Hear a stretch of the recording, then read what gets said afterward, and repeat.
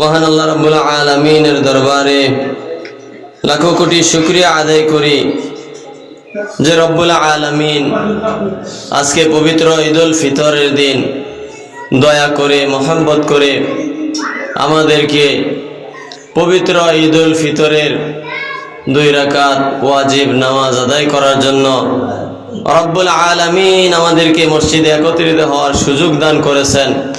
এজন্য শুকরিয়া দান রব্বুল আলামিনের দরবারে আবারও বলি আলহামদুলিল্লাহ।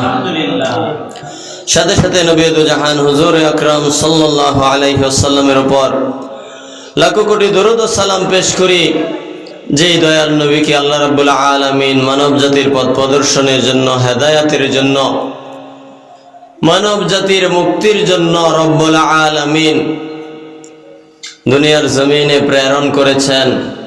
দয়া করে মায়া করে আমাদেরকে সেই নবীজির উম্মত হিসেবে কবুল করেছেন। এজন্য শুকরিয়া দান আবারও বলি আলহামদুলিল্লাহ। সম্মানিত হাজিরিন, আমরা প্রত্যেকেই জানি আজকের এই দিনটি হলো পবিত্র ঈদুল ফিতরের দিন। রব্বুল আলামিন এই দিনটিকে আমাদের জন্য উপহার হিসেবে দিয়েছেন। এই দিন আল্লাহ রাব্বুল আলামিনের অনুগ্রহের মাধ্যমে পুনরায় আমরা ফিরে আসতে পেরেছি, গুনাহের জিন্দেগি থেকে পরিত্রাণ পেয়েছি। আল্লাহ রাব্বুল আলামিন এই দিনটি আমাদেরকে দান করেছেন। যারা পবিত্র রমজান মাসের হুকুম আহকামগুলি সঠিকভাবে পালন করেছে, আজকের এই দিনটিতে তারা উপস্থিত হবে নিষ্পাপ, একেবারে শিশু সন্তানের ন্যায়। বলুন সুবহানাল্লাহ। আল্লাহ রাব্বুল আলামিন এই দিনটিতে আমাদের সমস্ত গুনাহ মার্জনা করে থাকেন। রব্বুল আলামিন ক্ষমা করে দেন আমাদের জিন্দেগির পিছনের সমস্ত গুনাহ খাতা। রব্বুল আলামিন এই দিনের উসিলায় আমাদেরকে নিষ্পাপ হিসেবে ঘোষণা করেন। বলুন সুবহানাল্লাহ। নবী করিম সাল্লাল্লাহু আলাইহি ওয়াসাল্লাম হাদিস শরীফের মধ্যে ফরমান, প্রত্যেক জাতির ওই ঈদ আছে। আজকের এই দিনটি হলো আমাদের জন্য ঈদের দিন, খুশির দিন। এর কারণ হলো পবিত্র রমজান মাসের হুকুমগুলি যারা সঠিকভাবে পালন করে, আল্লাহ রাব্বুল আলামিন ওই সকল বান্দাবান্দীদেরকে একেবারে নিষ্পাপ শিশু সন্তানের ন্যায় ঘোষণা করেন। একেবারে নিষ্পাপ হিসেবে আজকের এই দিনটিতে আল্লাহ রাব্বুল আলামিন আমাদেরকে উপস্থিত করেছেন। এজন্য এটা হলো আমাদের জন্য ঈদের দিন বা খুশির দিন। বলুন সুবহানাল্লাহ। নবী করিম সাল্লাল্লাহু আলাইহি ওয়াসাল্লাম বলেন, যখন ঈদুল ফিতরের দিন উপস্থিত হয়, আল্লাহ রাব্বুল আলামিন তার কাছের যে সমস্ত ফেরেশতা আছে তাদের সাথে গৌরব করে বলতে থাকেন, হে আমার ফেরেশতারা, তোমরা বলো তো যে শ্রমিক তার পুরোপুরি কাজ সম্পন্ন করেছে তার বিনিময় কি হওয়া উচিত? ফেরেশতারা বলে, ওগো রব্বুল আলামিন, যে শ্রমিক তার কাজ সম্পন্ন করেছে তার বিনিময় পুরোপুরি প্রতিফল দান করা উচিত। আল্লাহ রাব্বুল আলামিন বলেন, আমার যে বান্দা বান্দিরা পবিত্র মাহে রমজান মাস, একটি মাস সিয়াম সাধনা করেছে, রোজা পালন করেছে, আমার খুশির জন্য, আমার সন্তুষ্টির জন্য, আমার নৈকট্য হাসিলের জন্য, যারা 1 মাস রোজা পালন করেছে, দৈনন্দিন 5 ওয়াক্ত নামাজ আদায় করেছে, তারাবির নামাজ আদায় করেছে, বেশি বেশি নফল ইবাদত বন্দেগী করেছে, অর্থাৎ যারা আমার হুকুমগুলি সঠিকভাবে পালন করেছে, ওই সমস্ত বান্দাদেরকে আমি নিষ্পাপ হিসেবে ঘোষণা করলাম। বলুন সুবহানাল্লাহ। আল্লাহ রাব্বুল আলামিন বলেন, হে আমার ফেরেশতাগণ, আমার বান্দা বান্দি যখন আমার সমস্ত হুকুম আহকাম পালন করেছে, তাকবীর উচ্চারণের মাধ্যমে তাকবীর উচ্চারণ করতে করতে ঈদগাহে প্রবেশ করেছে, আগমন করেছে। আমার মহিমা, আমার বুজুর্গি, আমার উচ্চতা, আমার উচ্চ আসনের কসম, আমি তাদের দোয়া কবুল করব, তাদেরকে নিষ্পাপ হিসেবে ঘোষণা করলাম, আমি তাদেরকে মাফ করে দিলাম এবং তাদের বিগত জিন্দেগির সমস্ত গুনাহগুলিকে আমি নেকি দ্বারা পরিবর্তন করে দিলাম। বলুন সুবহানাল্লাহ। আল্লাহ রাব্বুল আলামিন গুনাহ মাফের জন্য, সিয়াম সাধনার জন্য দীর্ঘ একটি মাস আমাদেরকে সুযোগ দিয়েছেন। আমাদের গুনাহগুলিকে মাফ করার জন্য আল্লাহ রাব্বুল আলামিন আমাদেরকে সুযোগ করে দিয়েছেন। এরপরেও যারা পবিত্র রমজান মাস আসার পরেও নিজের গুনাহগুলিকে মাফ করাইতে পারল না, নবীজি বলেন ওই সমস্ত মানুষ ধ্বংস হয়ে যাক। বলুন নাউজুবিল্লাহ। তো পবিত্র রমজান মাসে কেউ যদি সঠিকভাবে আল্লাহর হুকুমগুলি পালন করে, রব্বুল আলামিন ঈদুল ফিতরের দিন ওই সমস্ত বান্দাবান্দীদেরকে নিষ্পাপ বেগুনাহ মাসুম হিসেবে ছোট সন্তানের ন্যায়, সদ্য ভূমিষ্ঠ শিশুর ন্যায় নিষ্পাপ হিসেবে ঘোষণা করেছেন। বলুন সুবহানাল্লাহ।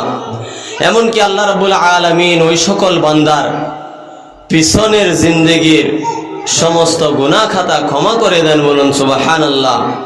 সমস্ত গুনাহগুলিকে আল্লাহ রাব্বুল আলামিন নেকি দ্বারা পরিবর্তন করে দেন। বলুন সুবহানাল্লাহ।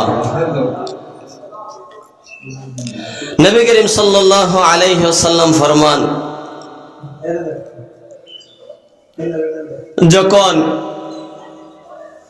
মানুষদেরকে এইভাবে ক্ষমা করে দেয়া হয় সিয়াম সাধনার পর, সংযমের পর, একটি মাস আল্লাহ রাব্বুল আলামিনের হুকুম আহকাম পালন করার পর, বিগত একটি মাস আমরা যেইভাবে কাটিয়েছি, অতিক্রম করেছি, বাকি 11টি মাসও আমাদেরকে ঠিক সেইভাবে অতিক্রম করতে হবে। পবিত্র রমজান মাসের যে শিক্ষা, এই শিক্ষাটা অবশ্যই আমাদের মধ্যে থাকতে হবে। পবিত্র এক মাস, পবিত্র রমজান মাস আমরা যেভাবে চলাফেরা করেছি, সেই শিক্ষাটা বাকি 11 মাস আমাদের জীবনের মধ্যে প্রতিফলন ঘটাতে হবে।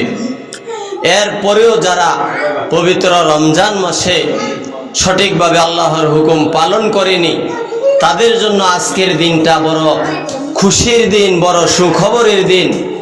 রব্বুল আলামিন আজকের এই দিনের উসিলায় কেউ যদি সঠিকভাবে খালেস তওবা করে যে আজকে থেকে আর গুনাহের কাজ করব না, আল্লাহ রাব্বুল আলামিনের হুকুমগুলি মেনে চলার চেষ্টা করব, আজকের এই মহা পবিত্র দিনের উসিলায় আল্লাহ রাব্বুল আলামিন ওই সমস্ত বান্দাবান্দীদেরকেও মাফ করে দিতে পারেন। বলুন সুবহানাল্লাহ। আল্লাহ রাব্বুল আলামিন চাইলে যে কোনো উসিলার মাধ্যমে তার বান্দাদেরকে ক্ষমা করে দিতে পারেন। তো আমাদের প্রত্যেকের উচিত বিগত দিনগুলি আমরা যেভাবেই অতিবাহিত করি না কেন, অন্তত আজকের দিন থেকে আমরা যেন আল্লাহ রাব্বুল আলামিনের নাফরমানি আর না করি, আল্লাহ রাব্বুল আলামিনের হুকুমগুলি মেনে চলার চেষ্টা করি। আল্লাহ রাব্বুল আলামিন দিনকে সহজ করে দিয়েছেন। যদি কোনো বান্দা ইলমে দিন শিক্ষা করার জন্য পথ চলে, আল্লাহ রাব্বুল আলামিন ওই সমস্ত বান্দার বেহেশতের পথ সহজ করে দেন। বলুন সুবহানাল্লাহ। আমাদের আরেকটি বড় দায়িত্ব হলো সৎ কাজের আদেশ দেয়া, অসৎ কাজ থেকে মানুষদেরকে বিরত থাকার পরামর্শ দেয়া। আপনি নিজে ভালো কাজ করেন, নামাজ রোজা করেন, ইবাদত বন্দেগী করেন, আপনার উচিত আপনার একজন বন্ধু, আপনার একজন মুসলমান ভাই, তাকেও ভালো কাজের পরামর্শ দেয়া, নামাজের জন্য আহ্বান করা, ইসলামী রীতিনীতি মেনে চলার জন্য তাকে আহ্বান করা, এটা আপনার উপর একটা দায়িত্ব। এবং আপনার সামনে যদি কেউ অন্যায় কাজ করে, খারাপ কাজ করে, তার প্রতিবাদ করা, তাকে বুঝিয়ে যেন ওই খারাপ কাজটা পরিত্যাগ করে তাকে এইভাবে বোঝানো, এবং সমস্ত মানুষদেরকে খারাপ কাজ থেকে বিরত থাকার পরামর্শ দেয়া, বেশি বেশি ভালো কাজ করার জন্য আহ্বান করা। নবী করিম সাল্লাল্লাহু আলাইহি ওয়াসাল্লাম ফরমান,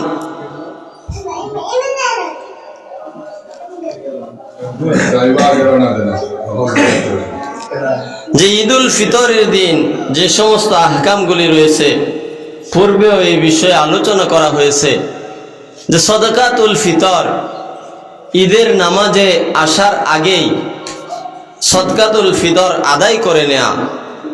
নবী করিম সাল্লাল্লাহু আলাইহি ওয়াসাল্লাম ইরশাদ ফরমান, যে ব্যক্তি পবিত্র রমজান মাসের রোজা পালন করার পর শাওয়াল মাসে আরো 6টি রোজা পালন করলো, ওই ব্যক্তি যেন সারা বছর রোজা পালন করলো। বলুন সুবহানাল্লাহ।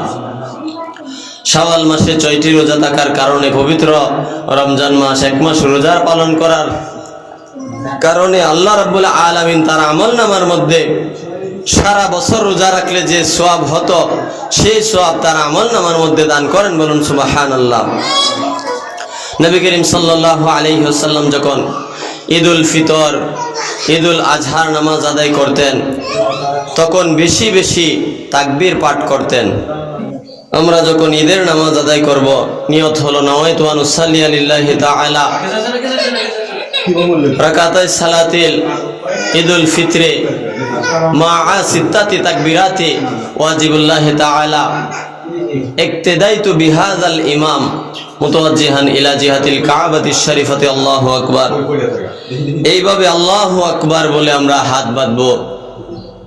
এরপর আমরা সানা পড়বো। সানা পড়ার পর আবার আল্লাহু আকবার বলে হাত উঠাবো, হাত ছেড়ে দেব, হাত কিন্তু বাঁধা যাবে না। এরপর দ্বিতীয় তাকবীর আল্লাহু আকবার বলে হাত উঠাবো, তৃতীয় তাকবীর আল্লাহু আকবার বলে হাত বাঁধবো। এরপর সূরা কেরাত শেষ করার পর রুকু সেজদা সম্পন্ন করে প্রথম রাকাত শেষ হলে দ্বিতীয় রাকাতে আবার সূরা কেরাত শেষ করার পর রুকুতে যাওয়ার পূর্বে আল্লাহু আকবার বলে হাত ছেড়ে দেওয়া, আবার আল্লাহু আকবার বলে হাত ছেড়ে দেওয়া, আবার আল্লাহু আকবার বলে হাত বেঁধে তারপর আবার তাকবীর দিয়ে আল্লাহু আকবার বলে রুকুতে যাব। এইভাবে 2 রাকাতের মধ্যে 6টি তাকবীর সম্পন্ন করতে হবে। এরপর বাকি যে সিস্টেমগুলো, বাকি নিয়মগুলো অন্যান্য নামাজের মতোই। তো আল্লাহ রাব্বুল আলামিন আমাদেরকে এই কথাগুলির উপর আমল করা তৌফিক দান করুন। আমরা প্রত্যেকেই যেন পবিত্র ঈদুল ফিতরের যে আহকামগুলি রয়েছে এইগুলি যেন পালন করতে পারি। অন্তত আজকের দিন থেকে যেন আমরা তওবা করে আল্লাহ রাব্বুল আলামিনের দরবারে ফিরে আসতে পারি। বিগত জিন্দেগির গুনাহ থেকে আমরা ফিরে এসে আল্লাহ রাব্বুল আলামিনের হুকুমগুলি পালন করার চেষ্টা করি। আল্লাহ রাব্বুল আলামিন আমাদেরকে যেইভাবে চলার জন্য বলেছেন, নবীজি আমাদেরকে যেইভাবে দিক নির্দেশনা দিয়েছেন, আমরা যেন সেইভাবে চলতে পারি। যেহেতু আমরা মুসলমান, ইমানদার হিসেবে আমাদের অবশ্যই কিছু করণীয় আছে। আল্লাহ রাব্বুল আলামিন যে হুকুমগুলি করেছেন, ইমানদার হিসেবে আমাদেরকে অবশ্যই প্রত্যেকটা হুকুম মেনে চলতে হবে। কারণ আমরা আল্লাহ রাব্বুল আলামিনের গোলাম। আল্লাহ রাব্বুল আলামিনের হুকুম যদি না মানি, তাহলে আমরা মনিবের অবাধ্য হয়ে গেলাম। এজন্য অবশ্যই আল্লাহ রাব্বুল আলামিনের হুকুমগুলি মেনে চলতে হবে।